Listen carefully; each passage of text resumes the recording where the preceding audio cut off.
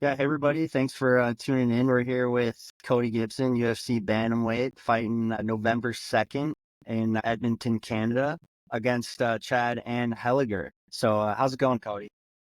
It's going good.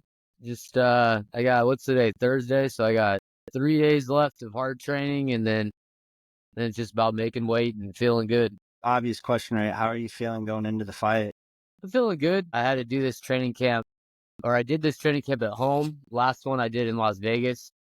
As far as between San Francisco and LA, to me this is the best, the hidden gem of California. That it's a beautiful place to live and so yeah, I've been doing my training camp here at home and it's a lot of driving. I go to 3 different gyms up and down the Central Coast, and so I spend, a couple hours a day driving and listening to podcasts. Who do you Yeah. listen to? Joe Rogan or?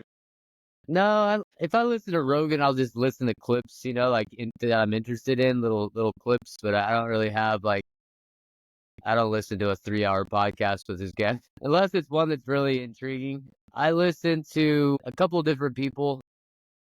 There's a show called Breaking Points that's a YouTube show that's like an alternative to mainstream media, but it's still to me it's there's I just think they're good journalists, which is hard to find when you turn on the TV anymore. So For sure. So, kind of working into, this fight coming up with Chad, just a couple questions before getting into diet. One thing that I always like to watch when I'm watching UFC is the face-offs. Like, it just seems like such a primitive thing. Like, what kind of goes through your mind when, you're facing off with the dude that you're about to fight? I mean, I like to look them in the eyes. Like I know that sounds kind of hokey or whatever, but there is something for me at least. Like I'm getting myself in that mental state where it's very primitive. Like I'm trying to hurt someone, and like you have to tap into that. Usually I'm not tapped into, I'm trying to hurt someone. I mean, yeah, we're training all the time in the gym, but there's a difference. And so for me, it's just, I like to look them in the eyes. I don't know what I necessarily glean from that. Like, but it's just something for me that I like to do. And I enjoy the face off. I enjoy that part of the whole process. Like it just kind of gets you in a mindset like this guy that's physically in front of me right here tomorrow is going to try to put his fist through my face. And it just for me like kind of switches gears from like you try to be I try to be like positive during fight week. You're kind of like, you're cutting back on calories and you're not eating any carbs. For me, it's like, I try to be playful and have fun and enjoy the process of fight week. But once that face off happens, like it kind of switches gears for me. So it's an important part of the process in my mind. You probably like feel things you can't necessarily explain too. Can you feel the other, like, not to sound weird, but like, the other guy, do they bring an aura and energy that you can kind of feel? And there's like something beneath the surface of like, I don't know, like it's like testosterone versus testosterone. And it's just interesting how that all works. Well, what's interesting to me is like some guys are respectful, they shake your hands, they say good luck tomorrow or let's put on a show or something to that effect, and like there's respect. Other guys have to be angry at you for whatever reason, like that just that's what they have to be. And I'm a little bit like that. Like I don't have to be angry at you, but I'm not gonna be like friendly. Like there's some guys that like want to have a conversation and like chat it up like old friends, and I'm like, I can't be in that space. I need to not like you at least until tomorrow night, And so that's just kind of my mentality. But there is, yeah, I do. I mean, I've never had the experience where like, oh, this guy's scared of me, like, At the end of the but day, you're both fighting at 135, right?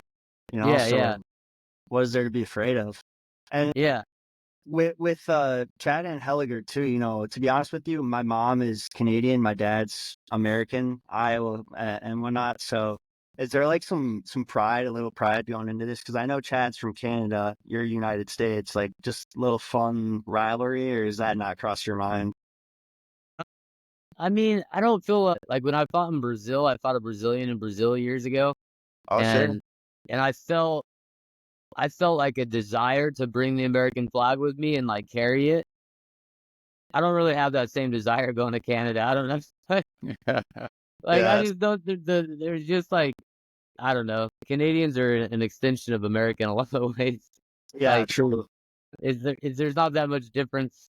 There's not as many differences in our culture as and then the United States is such a large country. I mean, there you go to the Midwest, and then you go to the East Coast, and then you go to the South, and then you go to there. It's almost like we have our own little countries within America. So I don't really Yeah, have that desire. And he's from the area. He's about 2.5 hours from where we're fighting. So I'm sure he's gonna have a sizable crowd with him. But yeah, I don't know. I don't have the same desire to like bring the American flag. And plus the election's like 2 days later, and I oh, just want to stay shit. away. I just want to stay away from it.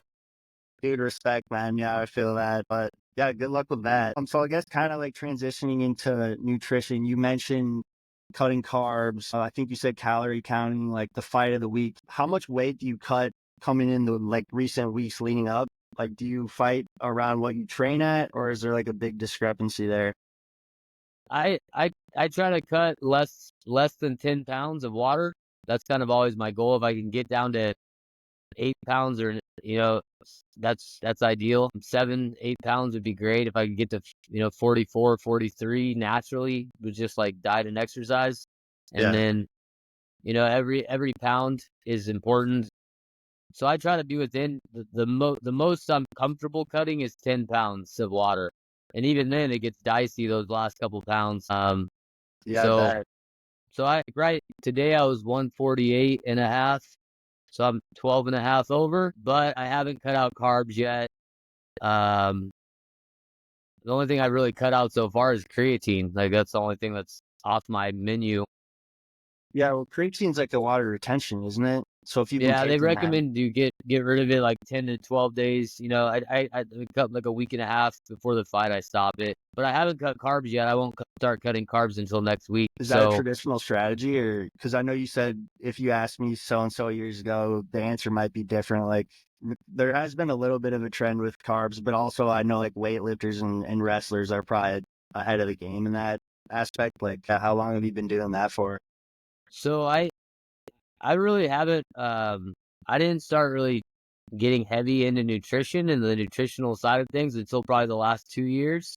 And I've been doing this for like 17 years. So for a long time, my strategy was I would eliminate carbs eh, the whole fight camp, where I would have very few carbs throughout the fight camp.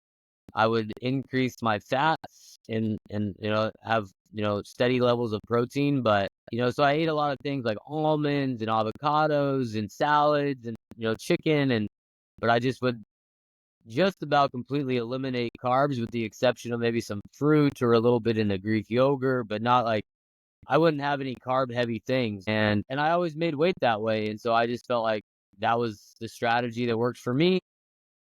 But as I've worked with the UFC PI and the nutritionist there and a bunch of people who have a lot more knowledge than I do on the topic, I've learned that carbs can be your friend. So I can still lose the weight and get my weight down without having to necessarily completely eliminate carbs. So I'm still eating, I think, 200 grams of carbs a day or something like that, like about 180 to 200.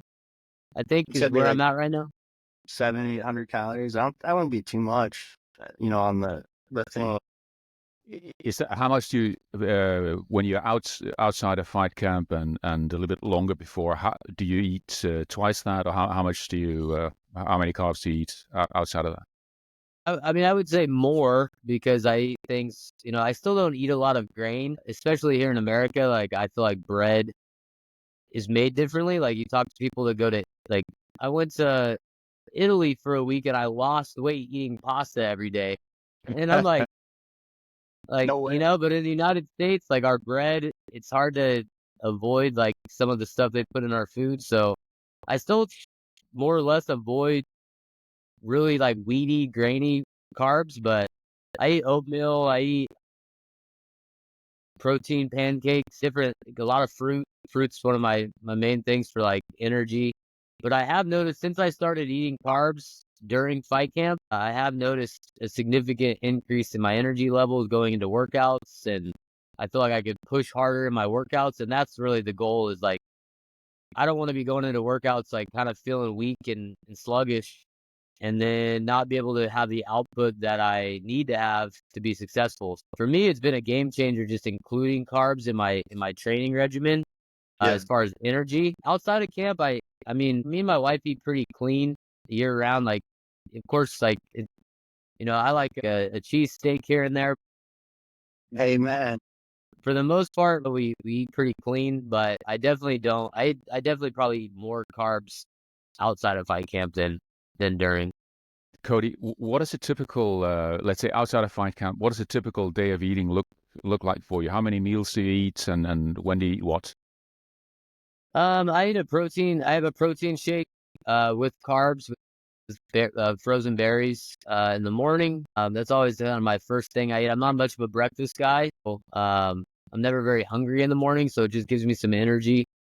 And then I try to kind of just it just depends. I mean, I have a lunch and dinner, and then usually anytime I work out, I want to have something. Even if it's 30 grams of carbs, 20 grams of carbs, something that is going to give me some energy as I go into a workout. So anytime I'm going to work out, I try to consume some carbs. Um, but yeah, I mean, I don't think outside of camp, I mean, I'm still really active, so I'm working out all the time. So I don't really I don't eat fast food. I don't eat junk. So I don't really monitor my stuff that much, like outside of You fight. don't have to. But how much do you work out? How many hours typically? Uh, f- I'm usually in the gym for at least 4 hours a day of actual like working out. Some days I have 3 sessions, some days I have two, but I would say typically I'm probably exercising for about 4 hours a day. Uh, 4 hours. and Do that you could do? include a lot of Sorry, go things. ahead. I'm just saying that could include a lot of things. It could be long runs. It could be drilling. It could be sparring. It can be all sorts of stuff. Do you do like intermittent fat, or not even intermittent fasting, like fasted training, or like sauna, cold temperature, just kind of like elemental stuff? Yeah, I really like sauna. We have a sauna at my gym that we got last year. I go in that probably 3 times a week for 20 minutes sessions, and I only keep it at about 165 to 170. So not like ridiculously hot, but I try to hit that 3 times a week after practice. Cold plunges I really like. Oh yeah. There's a place here locally that has like a fire and ice room where they've got an infrared sauna and a cold plunge, and you Mm. just book a session and you get an hour in there, and you kind of just switch from one to the other back and forth. And so I like using that. I have a little rig here at my house, but until I need to invest in the actual like chiller that will do that to make it easy on me. I've Throw got ice in it. Rubbermaids. I fill Rubbermaids full of water, and then I have an outdoor freezer that I put the buckets in or the Rubbermaids in, and then so I've got these giant ice blocks, and I go out early in the morning, put the hose on it in my tub in the outdoor. I have a little outdoor portable tub, and I can get it down to like low 50s. In the winter, I could probably get it in the mid 40s, but it's hard to if you go to the UFC PI, the cold plunge there is like 39, and I'm like, Perfect. that's a rough one, but Nice and chilly. yeah. Yeah. I still like them. Do you supplement? So vitamins, minerals, and other stuff. Yeah, I just follow the protocols that the UFC nutritionists give me, and we're fortunate now to have Thorn supplements, which is a Yes. pretty Yep. reputable brand, and quality stuff. So I do a multivitamin. I take a probiotic. Sorry, I'm gonna let my very old dog out. Oh yeah. Yes. I do a probiotic. I do a multivitamin. There's some others, a beta alanine they have me taking right now. A fish oil, like a EPA is what they call it. It's like a supercharged fish oil. Curcumin is a new one that I've been on the last like 6 months that they recommended for joints and health. But I don't really take too much. Like I take probably 6 different things a day. and not any more than that. You know, a lot of guys like to take a lot of supplements, and I'm like, keep it simple for me. Yeah, sounds good. I think the more you can get from your food, the better, Yeah. rather than supplements. But some things like creatine, I think you mentioned creatine. Oh yeah. Obviously, that's typically something you probably need to supplement if you want to have enough of it. How much creatine do you? I take 5 grams in the morning, and then with my shake, and then sometimes I take 5 more later in the day if I have like a carb. Sometimes I forget the Targo is the name of the brand, but it's essentially a carb drink. Yeah. And sometimes I'll put creatine in that too. Or sometimes I actually have been upping my glutamine just to kind of keep my joints moving properly as I get older. So glutamine has been the one that I've increased the last like 6 weeks the most. But So you're getting old, man? well, in this game, I'm getting old. So I'm just fucking with you. That's interesting. Do you ever do acorn squash? we do. Was that like spaghetti squash kind of? So I think spaghetti squash is a summer squash. You know, they're probably not much different in flavor, but acorn squash is a winter squash. And I used to have a cat, and like every time I would cook acorn squash, like this thing would like scream for me to feed it the acorn squash. Like I make potatoes, all this stuff, like this shit specifically. And so like I gave it a little bit and it like went off the walls. And like me personally, like I'm really into running and ultras and stuff like that. Like acorn squash just gives me like some crazy energy. So I always feel obligated to like passing that one on as a carb. Like worth checking out this winter. It's a good winter dish for Christmas or something if you're ever cooking up. So I live right by a Trader Joe's, and I think I've seen them in there. They look a little goofy, right? it's like a green little mini pumpkin. Yeah, yeah, yeah. I've seen them in there. I'll have to try it because what's funny is I grew up. My dad had a garden when we were growing up, and it was a pretty big garden. We rototilled it. We had to hoe it all the time, and I grew up working in that garden, and I wasn't allowed to go do what I wanted to do until I did the work that was required for the weekend or whatever. And so squash was one of our vegetables, and I hated squash as a kid because he would cook it with everything because we had a lot of it. Yep. But I also had to do a lot of work in the garden, so I always hated squash, and it wasn't until I was older. I eat spaghetti squash all the time, but it's Little like my brown way to sugar. eat. Yeah, I like squash now though. It's one of my staple vegetables, so I'll have to give acorn squash a try. There we go, man. Sorry, are you from the Midwest originally? Yeah, Oklahoma originally.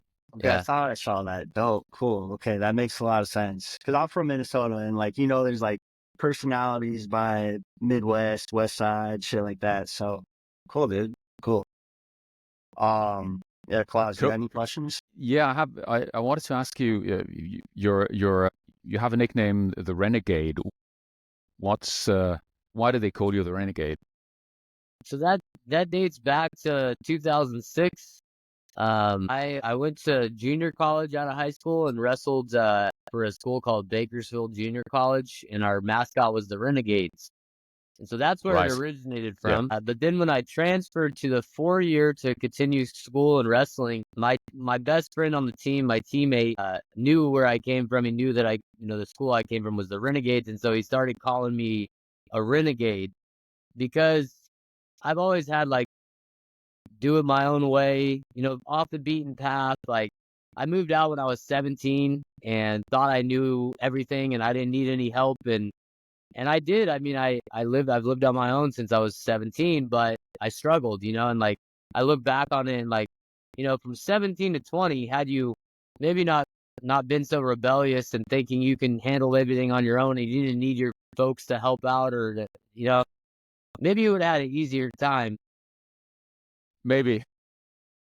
But that's just been I've always challenged authority. I've always just kind of done things my own way, and it never was like the blueprint. I was never like led into a blueprint way of doing things. And then like even if you look at my fight career, it's been like a lot of like how do you say it? Like you learn as you go, Yeah. you You're a learn as you journeyman. go. Sounds good. No, the respect, man. Yeah. I played, I was a JUCO bandit for baseball, so like I got a good idea of how JUCO works, and like mad respect, man. Sounds like you've been just staying out business your whole life. So that kind of segments into the only other question I really have is, if you could give some advice to your younger self, what would you tell yourself?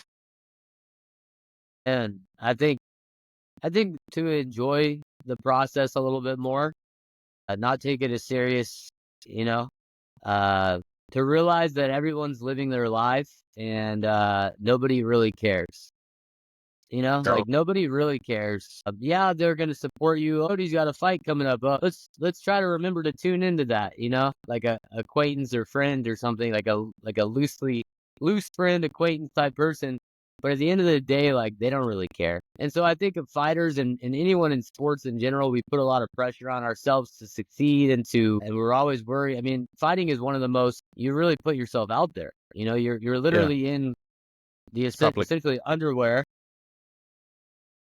fighting another man in front of however many people are on watching, and at any moment, you could have a viral knockout loss or a viral submission loss, and there's a lot of pressure, and I always put a lot of pressure on myself, and I think as I've gotten older, it's just like understanding that it's just a fight. Like my life is gonna move on 20 years from now, and it's not gonna be that important. So I don't know, just being a little bit more like having that attitude as opposed to like everything in my brain, everything is resting on this 15 minutes and I have to perform and putting a lot of pressure on unnecessary pressure on Yeah. yourself. No, it's yeah, excellent advice there, Cody. I wanted to ask you a little, just a question about nutrition and physical activity training advice for what are the most important things you tell somebody who needs to get in shape to do the training, and what to eat and what not to eat? You mean a fighter in particular or just like a person? A fighter and a person. I think for fighters, especially young fighters, there's something not humbling, that's not the word I'm looking for, but there's something like putting your ego aside and realizing that you're not an expert at everything. And like, hey, I'm going to listen to people who have spent 20 years studying this thing. And I might have some knowledge in this thing, whether that be strength and conditioning or nutrition or whatever the Yeah. case, right? Yeah. But I'm going to find someone who's really knowledgeable in it and then put faith in them to guide me. And I think that's the key is finding people around you. And nowadays with the internet, I mean, you could literally have a nutritionist, you know, Yeah. Sure. virtually. Like you don't necessarily have to have someone local. There's a lot of guys I know. Oh, I grew up. I live in Nebraska. How do I get into MMA? There's not a lot of it around me, or something like that. It's like, well, the beauty is the power of the internet. I remember early on in the early thousands when I first started training, I would get DVDs and stuff of people. I remember for whatever reason, Quentin Jackson.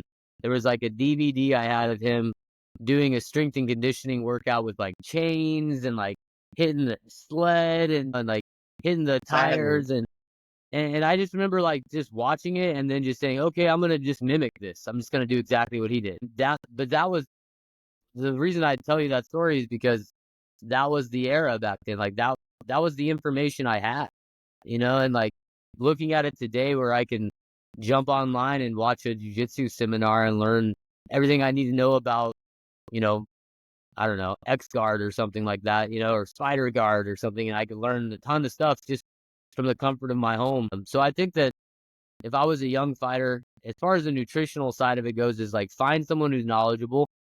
If you need a resource, I've got plenty. They're out there, and try to allow yourself to focus on the things that you want to become an expert in, whether that be striking or wrestling or jiu-jitsu, and let other professionals be the experts in those things, and just understand that you have areas where you're not an expert, and it's okay to reach out and to find resources that can help you achieve what you want to achieve.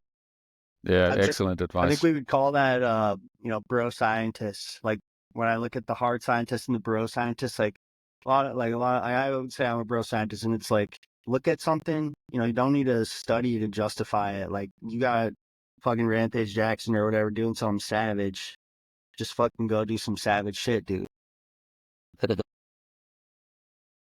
I don't know. But cool. Claus, Yeah, do you I have any think other questions? Sorry, go ahead. no, I just think there is, like I just think back to it, like how long this journey's been and where I'm at today and where I was at 5 years ago or 10 years ago and like how much changes. And I mean, you could ask my wife. My wife went to college for kinesiology and she was, she's a nurse now, but she was a personal trainer for a lot of years and into nutrition and things like that. She sees me today and she's like blown away at the fact, because I was such like you know, my mentality was like, I didn't care about nutrition when I was wrestling in college. Like I had to make Yeah. weight, but like I was the same. Me and my teammates would finish the tournament on a Saturday and then we'd hit up the fast food joint that night. And then even though we got to make weight the next week, and like, we'll worry about that on Monday, and that was my mentality. Would you And say so you much has learned changed through though. like trial and error? Yeah, that's the thing. And I've always like, whether I'm just stubborn or whatever, but I've always learned the hard way, like I had to experience it. I couldn't, like, it's hard for me to like listen to someone who has experience and tell me advice. And then for me to just be able to take it like, no, I need to go through it myself. I The need to, Midwest thing.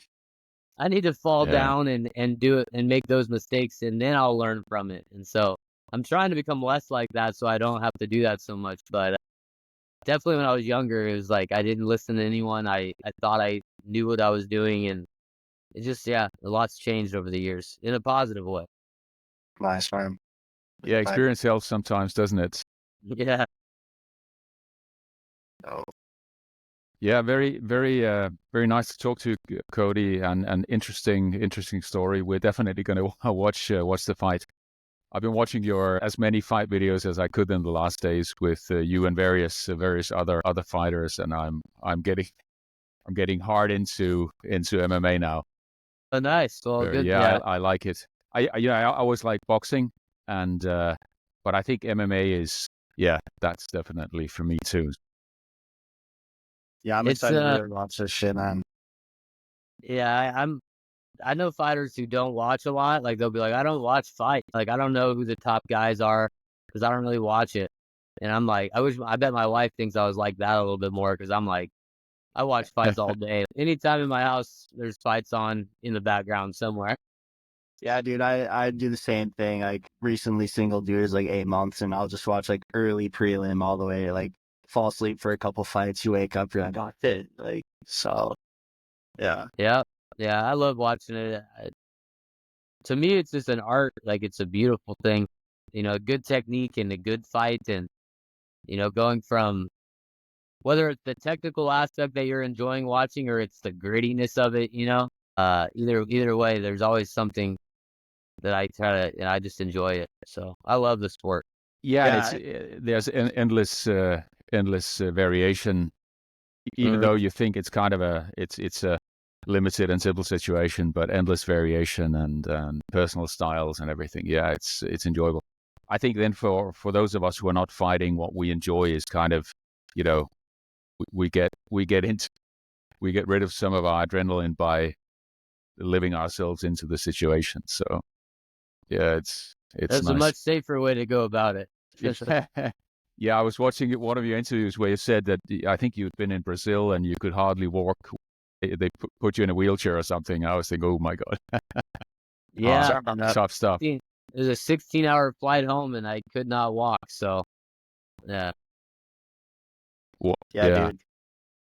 Excited to watch. The last thing I'll say, just to be like a kiss ass, like love looking at like your share dog, and you have like totally like different types of victories. Whether it's a submission, a TKO, winning by decision. Like some guys you look at, and it's like all TKOs, all submissions or whatever. So love seeing like the versatility and like, yeah, dude, like people become stars fast. So it's like cool to kind of witness. Really excited to. I don't know what's gonna happen. I don't want to jinx it, but like I'm ready to watch like some savagery. So well, I got a tough opponent, and he's a game guy who's who's down to bite down on his mouthpiece. So I think this will be a good one. Yeah, they've been matching me up with some guys that like to fight, so I'm excited. Great There stuff. we go. That's always a good thing. All right, Cody. Thank you All very right, much guys. for taking the It was time. nice talking to you. Hope to see you Nice soon. to meet you guys. Take care.